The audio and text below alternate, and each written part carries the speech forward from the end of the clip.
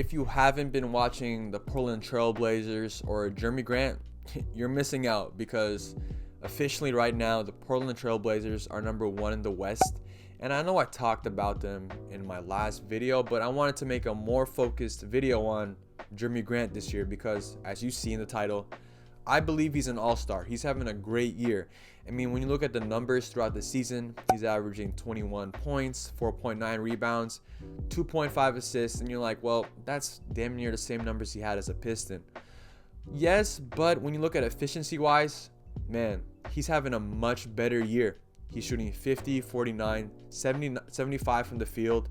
The true shooting is 64%, which is up from 55% as a Piston. And when you look at just his change in role, he's really starring in his role because as a Piston, he was the number 1 option. He wasn't that efficient, but now that he's like a second, third option, sometimes a first option on his team, he's getting good looks, playing well alongside Dame, playing well alongside Anfernee Simons. It was just fun to watch. When he first got traded, and in that first month of October, he was averaging 15.7 points and 4 rebounds, which I was like, that's what I expect from Jerami Grant. He's doing what he's supposed to do, playing good defense, giving you something on offense. But in this November, he's playing like one of the better wing players. I don't know what people are considering him as. I mean, he's listed as a 4, but I mean, he plays more so on the wing. But yeah, he's playing as one of the better wing players. In November, he's averaging 26 points, 5.7 rebounds, 2.9 assists, and the efficiency is beautiful. 53 from the field, 54 from 3, and 79 from the free throw line. That would be 67% true shooting, which would be considered 9th in the league. And when you look at the top 10, most of the top 10 is big men besides Steph Curry, it's Steph Curry, Kevin Huerter, who's having a great shooting year.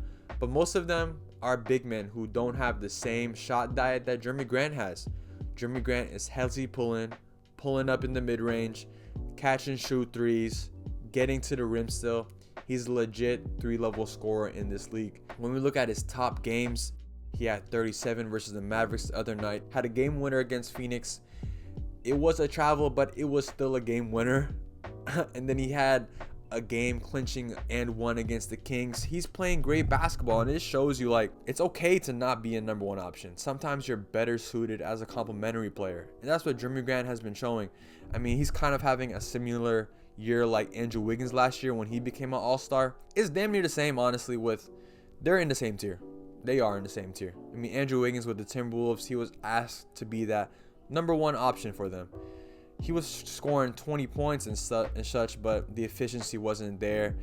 And when he went to the Warriors, he was better as a complementary player. One of the better complementary players in the league. Has that offense, has that defense. Kind of what Jerami Grant's doing for his team.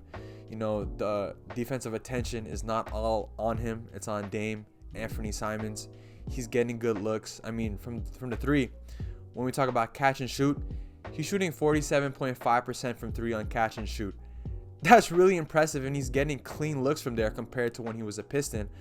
And like with the Pistons last year, from catch and shoot, he was only shooting 36.7%. This year, it's up to 47%. And when we like look at the mechanics of his shot, like usually you'll see players dip the ball when they shoot, but he gets it right here, and you'll maybe see it dip a little bit, but he gets it right here, shoots it from there. Doesn't need that rhythm dip. I don't know. That's just something that I caught on. But yeah, he's a very good spot up shooter for this team. Just being that complementary player, he's playing as arguably the best right now. I mean, like I said, he's averaging 26 points. Last night against the Spurs, he had 29, 8 rebounds, 6 for 8 from 3. And they were wearing those City jerseys. To me, honestly, in my opinion, those were kind of clean. I know there was mixed opinions about the City jerseys this year, but yo, hit me up. Someone, I will give you a shout out or something like that next video. But somebody, give me that City Edition Rip City Portland Trailblazer jersey, because it looked good, even though it's like turquoise, blue. Anyways, we're off topic. We went over the offense for Jerami Grant. Defensively, we've known him as a defender, but especially this year, he unlocks a different element for this Blazer team. I mean, I've talked about it, but like I said, I'm trying to focus in more on Jerami Grant. I'm giving you that Jerami Grant all-star propaganda right now.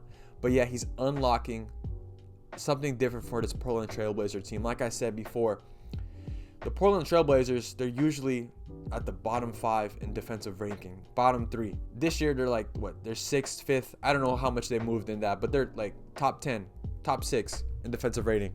It's because of Jerami Grant. You know, his athleticism, his size, his smarts, his IQ on that end. He allows this Portland Trailblazer team to be more aggressive, to be more risky, because what we've known from Portland Trailblazer teams in the past, they have to be more conservative. They can't make mistakes. They can't make that much risk. They can't be that aggressive, because if they do make that mistake, they're gonna get bucketed on. They're gonna get scored on. With Jerami Grant, they can be risky. They can be aggressive. They can make those home run plays on the defensive end, because if they do make a mistake, if they do get beat, Jerami Grant can cover those holes. And then when we just look at Jerami Grant individually, Billups has him guarding the best player every night. Has him guarding point guards every night. That's Jerami Grant, who's 6'9". He's guarding guys who are smaller, quicker than him, like the John Morants of the world, the De'Aaron Foxes, Chris Paul, Jamal Murray. And he's playing well against them. Billup estimated in the article I saw, Billup estimated that Grant has been assigned to the opponent's point guard in 11 or 12 of the team's 13 games. And that says a lot about how he's doing this year, because when you're putting that much effort to guard quicker players on the defensive end and still having that offensive production, Jerami Grant he's having a great year this year. He has a great argument for being an all-star. And like I said, when he's guarding those smaller, quicker players with the athleticism, the skill set he has, if they beat him, he can still get a good contest. When we talk about like all-star and just the realism of it, unless like you're a contender or super team, you're not seeing 3 players from the same team make an all-star game. But with this team right now, like I've said, like Anfernee Simons should be in the all-star. Damian Lillard will always be in that all-star conversation. But with Dame, Anfernee Simons, and Jerami Grant, you have a legit argument through these first 14 games why these guys should be all-stars. I mean, look at the team success. Right now, they're first in the Western Conference. Maybe a small sample size, but it's a legit argument. Why? Because they're all playing great basketball. You can point to different parts of the season of what they're doing special. And, you know, like I said, this is Jerami Grant propaganda. Let me know in the comments what you guys think. It's a back-to-back Blazer video. Remember, I'm a Warrior fan, but I got to show love to my Pacific Northwest Blazers, man, because they're playing good basketball right now. I have to shout them out, especially Jerami Grant in this video. But yeah, let me know in the comments what you guys think. Am I overreacting about it? What do you guys think about Jerami Grant? Is he an all-star in your eyes?